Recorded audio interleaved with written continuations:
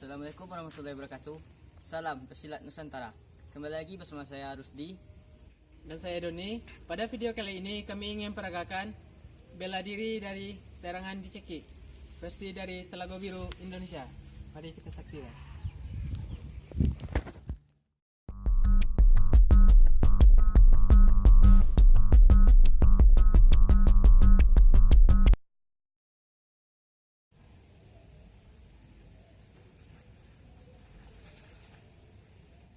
Sebenarnya di saat kita dalam posisi seperti ini, kita tidak boleh panik.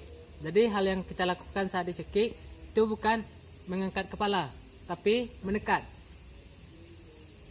Jadi kalau untuk sekadar melepaskan, kita bisa menekan lalu mendorong arah ke jempol, maka akan lepas.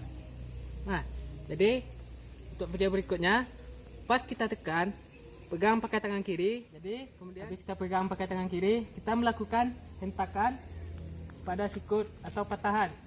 Kemudian memutar tangan kita memegang kepala.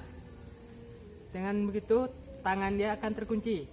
Kemudian mengambil pakai tangan kiri dagu kiri dan kemudian menjatuhkan ke lutut. Baru memutar kepala.